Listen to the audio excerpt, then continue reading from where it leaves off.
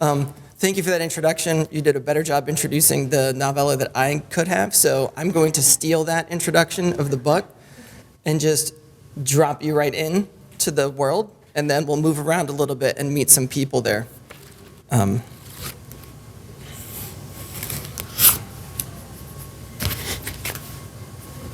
We are not here for your amusement, for your entertainment. These are not games to us. We are here to take your money and in exchange provide for you an illusion of competence, a fantasy of heroism and accomplishment. We are the sellers of your dreams. We will take your money so that in your winning you may feel superior to our games, superior to us, superior to the you that stood here before the winning. And so the words we sing, the siren song of our cadence, is the epic tale of your winning, the promise of glory on our battlefield. Hey, be a winner, be a winner. You want to be a winner, right? We have nothing but winners here. Winners all day, easiest games here. All you need to win is to have an arm. You have an arm, don't you? Look how simple this game is. Look how easy. Look how easy. This isn't hard, folks. Let me show you how this works. If I can do it, anyone can do it. We have the most winners. We have the best winners. Winners all day long. You want to be a winner, don't you? You, right there in the sweater. You look like a winner. Step on up and win for your girl. That's not your girl? Win for her anyway. You can make her your girl. All you have to do is win. Win a bear for your mother, for your sister, for your daughter, for your wife. We have the best bears, the biggest bears. Bears so big you'll need a truck bed to haul them around. Win a bear for yourself. You look like you have a big arm. Test your strength, test your strength, test your strength. Ring the bell and win, win, win, win, win. Look at those arms. Is that sweater going to be able to contain those arms? 3 tries for 5. Ring the bell 3 times and you can take home my wife. Let me guess your weight. Let me guess your age. Let me guess your sign. I won't even make you take off that sweater. Just need one more to play. There we are, folks. There we are. Step on up. Don't be shy, ladies. Show up your man. Win a bear for your man. He's not your man. Do you want him to be? Win a bear. All you have to do is hit that target, hit the target right there 3 times, and you can be a hero. That's all you have to do. Just need one more to play. Let me see. Can you hide yourself? All you have to do to win is fool me. Come on, folks, come on. Just one more, and we can get started. Hey, we have the first winner of the day. So now that we have all walked the gamer's alley together, let us enter and see what we can find.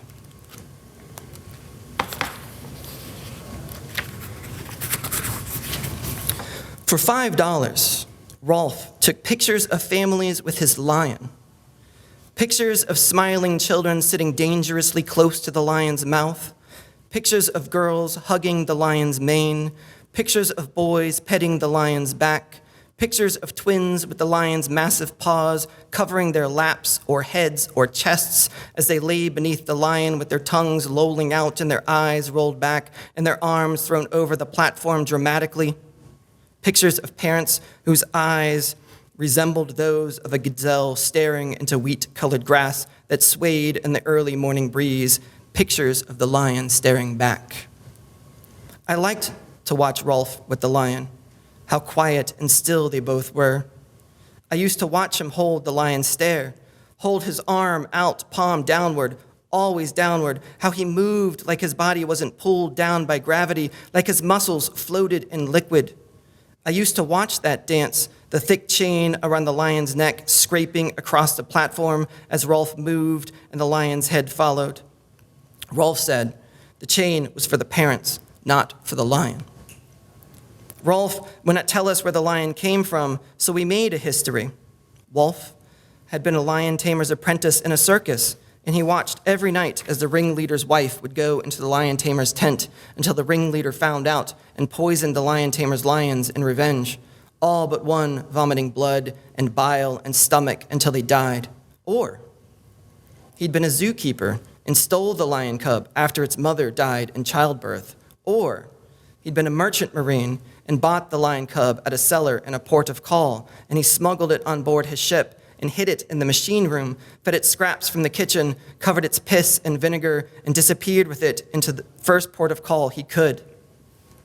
Llewellyn said where the lion came from didn't matter.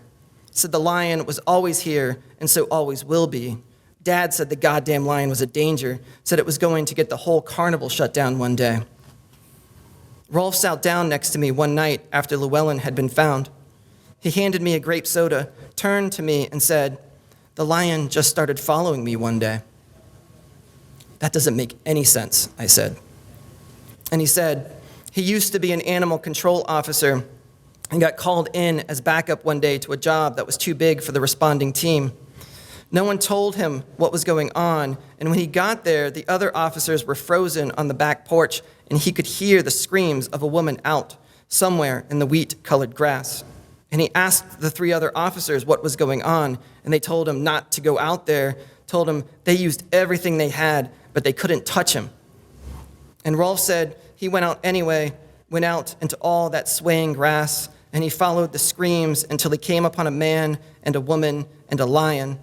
And the man's spine was broken and pulled away from his rib cage, and the woman was beneath the lion, and the lion had his claws deep in her thigh, and the jaws of his mouth were wrapped around her throat. And every time she screamed, the lion tensed, and its teeth pressed against the flesh of her neck. And he said the lion was covered in blood around his mouth, in his mane, on his chest.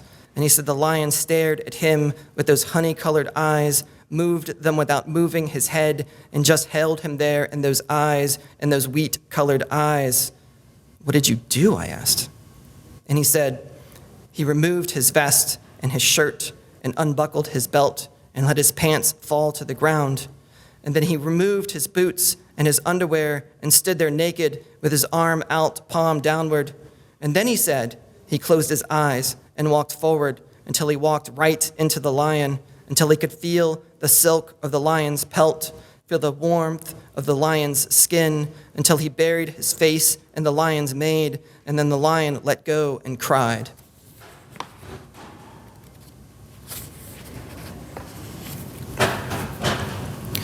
Sometimes, when I'd finished closing, I'd walk across to help Llewellyn get the horses down at night. I walked across the midway and through the rides, through the scaffolds of their bodies, tentacled and quivering and inert. And when I saw the Ferris wheel silhouetted blacker against the black of the sky, I knew to turn right out past the circular rut of the pony rides to the stables, because even in the dark, the Ferris wheel was at the center. And if there weren't stables on the fairgrounds, sometimes Llewellyn had to stable the horses in his traveling trailer and double them up. When I would get there, Llewellyn always had the horses dressed down and washed and was brushing them, a can of beer in his hand. He always had something to tell. I could always see it written on his mouth. If you close your eyes and forget, the circular motion will almost feel like progress, Llewellyn told me. He tipped the can to his lips, drained it, threw the can into a bag next to his cooler, opened another, tipped his head back, and drank again. I grabbed a brush and rolled the steam off Eminem's body with the bristles, and she stopped bucking her head and stood still and quiet. Llewellyn bent down and lifted her hoof and scraped the mud off her shoe, and the mud fell into the hay. And I asked him, "What are you talking about?" And he said, "Did you ever notice every single ride here runs in circles?" And I said, "But those are just rides." And he said, "Are they?" And I said, "Yeah, we're different." And he said, "Are we?" And he crouched down into the dust and moved aside some hay and began drawing in the dirt. And he said, "We're here right now, and this is 95 right here." And he traced his finger down, and he said, "By December, we'll be in Jacksonville, and by January, we'll be in Ocala, then Sarasota, then Tampa." And he drew his arm back up and said, "By May, we'll be again in Chesterbrook, and in September, we'll be here again, right where we are right now. Now, what does that look like to you?" "Circle," I said. "Eminem has a lot of tangles in her mane tonight. Make sure you get them all out," he said. And he reached down into the cooler, into the ice, dug and dug, found another can and tipped it to his lips. He said, "Without the blinders, sometimes it's hard to forget. You get that eye rolling out into the world, looking around. You need to watch yourself. Look what's right in front of you and forget everything else." And I thought of Mom letting go of me. I thought of her clasp that I couldn't let go of. I thought of Dad under the table, probably, right now in the dark, curled into his nightmares. I thought of Llewellyn's horses and how sometimes when he took the blinders off, they stopped moving. Llewellyn pushed a can into my hand, still shedding the ice water from the cooler, and he said, "Now drink this beer and go home." Llewellyn tried to sell Princess to me. Said she was too good, too proud, too strong to be a pony ride pony. Look here, this red ribbon she won down in Winchester last month. Look here, the snowflake pattern. Look here, the neck, long and lean and inclined. Look here, the forelegs, square and true. He said she deserved to be in a stable eating carrots, brushed and braided and given collars of dandelions to eat. I wanted to be too good to be a changed man. Too good to be kneeling in the dirt and loosening the bolts of the funnel cake sign with my fingertips in the dark, a flashlight pinned between my neck and shoulder so I could see. Wanted to be stabled and fed carrots and dandelions, brushed and braided, win ribbons for my perfect canter. He said, give her a ride, a quixie, like one of those speed dating things. Llewellyn had no saddle that fit her, nor bit and bridle that suited her, and so I straddled her bareback, held between my hands a braided rope. Give her a look-see, Llewellyn said. Just kick them heels into her ribs and she'll get. So I did. And she fired the cannons of her legs down the mud and gravel path between the haunted house and the trailers, the braided rope a red-hot friction, down past the Ferris wheel, the hurricane, the super loop, her body a universe I had to cling to or be thrown into the void of her absence, and so I clung to the blur of her rippling, undulating mass. I loved her. The negotiations continued all day, the sun giving way to the red and blue and white of the carnival, the stars below obliterating the stars in the sky. But I was 12, and the negotiations were really between the pony ride man and Dad had no intention of feeding Princess carrots or collars or making collars of dandelions or braiding her hair. But I wonder now if things would have been different if Princess didn't have to sling kids every day, chained to the rusty spokes of Llewellyn's pony ride. Would Princess wear perpetual fear in her eyes? Would her snowflakes have become dust? Would the 5-year-old girl still be sprawled on the ground with her skull crushed and her blonde hair caked in candy apple and blood? Would Llewellyn still be raising his rifle to her head if Dad had dreamed like I had?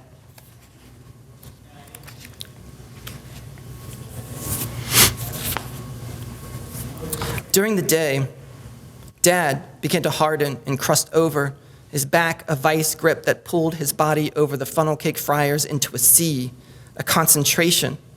When he talked, he only said what we needed. More batter, more oil, powder this, change for 10, change for 20. In this way, we were able to shrink the space between us, focus on need, on want, the job, the ache in our feet, the tightness of our backs, the people outside standing in their lines, their faces bathed in yellow, their hands cradling our plates. The days were easy. We knew what to do with our hands and our mouths. And if our bodies touched, they touched because they had to move in those directions. But at night, when everyone who had needed us left, after the colors of the midway were shut off in the dark and small spaces that were left in our trailer, the hard shell Dad created during the day liquefied and softened. Sometimes I'd wake up and he'd be under the table, curled around its single leg. Sometimes his eyes would be open in the shadows beneath the arc light staring, the blue circles of them looking into mine unseeing. In those moments, I was always someone else, Mom or Aunt Krista or Grandpa or someone named Sergeant Brown, and in the universe of his wide blue eyes, I would get sucked into his dreams and nightmares, and he would yell and scream, claw and grab, and pull me into his chest and squeeze until I couldn't breathe. I told Llewellyn once that Mom had told me he got this way because he was being chased by monsters in his sleep. Llewellyn said Mom was full of shit. Said this wasn't about monsters, that monsters don't take that way. Told me to remember it was the man who did. Before, when I got mad, Llewellyn let me sleep with the horses, and I would lay on their straw and listen to their breath in the darkness and hear their hooves shuffle against the ground and watch the mass of their heads move back and forth, up and down. And sometimes I would put a hand on their neck and push my face into the muscles and breathe in all of their energy and quiet and beauty, or I would put my hand over the soft part of their nose, the velvet of their lips, and close my eyes and match my breath to theirs and then sleep. But Llewellyn was gone now. The straw and the shuffling and the breath too. Just Dad and me and his wide staring eyes and his dreams in the dark. I remember one night I woke up and went out to the common room and poured myself a glass of water and saw Dad under the table with his shirt pulled off and wrapped around his eyes. And I could see the heaving of his chest and his red and slicked skin. And I walked over to him and crouched down and held my hand out to his hot and wet skin, held my hand out towards him like he was a radiator to be warmed by. And he flinched, and I flinched, and our bodies jumped like two magnets fighting each other. He reached up to the shirt pulled around his eyes and pulled it tighter, and he said, "No." Said, "No, please."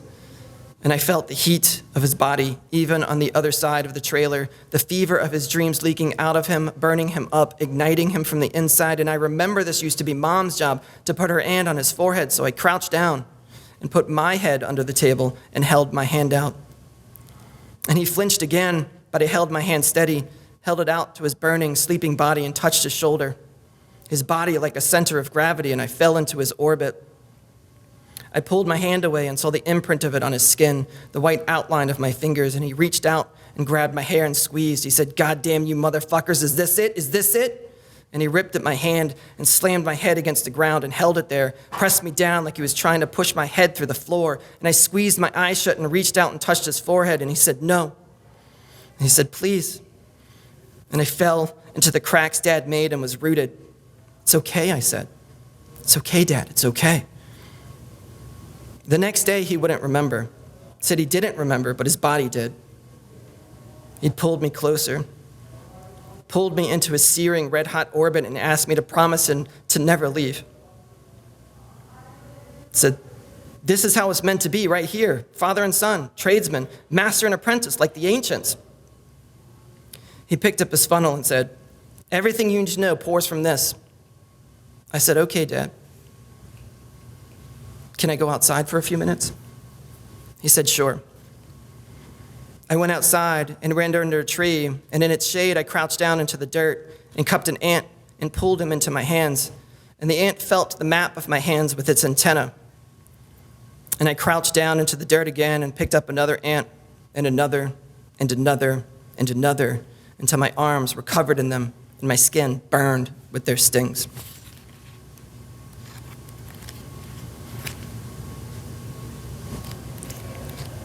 One or two more, we'll see. All right. Outside of the bus terminal, my bus to Richmond idling in front of me, I lie down and inhale the diesel and oil and tar and cigarettes. Before, I knew where the road would take me, the asphalt more like a string pulling me to the next place rather than a road of possibility. Already, our maps had been gridded and our plots had been established, and we knew where we had been, and we knew where we were going and where we were before and before and before. I lie down in front of the bus and see Dad filling the fryers with viscous white oil, turning the propane tanks on, the smell of the gas sharp and sour in his nose, watching the oil turn clear and slippery. The bus doors open and people step over me, and I close my eyes. Dad has not come to find me. Someone nudges my foot, says, "You getting on?" Says, "Can't fuck around with these guys. They'll leave you in a second." I've never been to Harrisonburg. I don't know the map of the place. I don't know what Mom will be doing when I get there, what she has done, what she will do when I go to meet her. So I'm free to imagine, free to dream on the ground in front of the bus.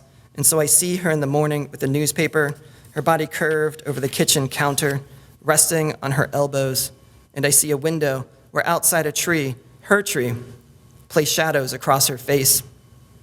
The bus driver steps over me, nudges me with his foot, says, "You coming or what?" I open my eyes, stand up. My shirt is covered in black grease. I get on the bus, find a seat. The bus is half full.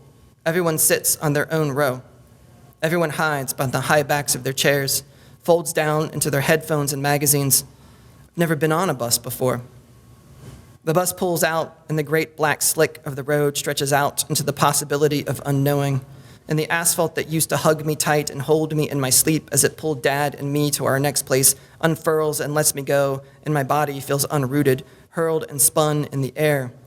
And there is Dad, propping open the shutters and hanging his sign, and there's Mom, with a donut wrapped in paper leaving for work, and here I am, sitting and watching the moving world with my hands in my lap. With each new town, there is a stop, and more people come onto the bus. We move up the peninsula in this way, slow and inviting, the door opening and opening. It takes 7 hours to reach Jacksonville. There, we wait, and they tell us we can get off the bus if we want to stretch our legs, but I sit still and watch the bus station from the window, all the other buses, all the other people moving in and out, sitting and standing and smoking and drinking. When we leave, our bus is full, and now the sun is low in the sky, and it is getting dark, and the carnival lights will be turning on and alive in the sunset, and the screams and cheers of the riders will be heightened and more beautiful in the dark. The woman sitting next to me asks, "Where are you going?" And I say, "To see my mom." "Well, isn't that nice? Where does she live?" "I think in Harrisonburg." "You don't know?" "I have this," I say, and I pull the envelope from my pocket and show it to her. And she says that it was postmarked 7 years ago and asks if this is all I have. And I say, "I see a tree and a yard and the shadow across her face in the morning." And she turns away from me, her whole body shrugging away, and she opens a bag of chips and crunches on them. I turn and look out the window. The sun is almost gone now, a red smear across the bottom of the sky. I stare out into the world as the bus pushes into a stand of trees bracketing the road, and there is Dad doing both our jobs, moving back and forth between the window and the fryers, his hands pushing out through the window, passing the funnel cakes into the dark, his skin slicked and boiled and cast in shadow. And there is Mom spooning fried potatoes onto a plate, and there is Llewellyn, his marble eyes lit by the fire, saying yes, say go, saying go, motherfucker, go. And there is me, contained and uncontained in my body, vibrating, staring out the front windows at the blade of world illuminated by the headlights of the bus. I think that's a good place to end.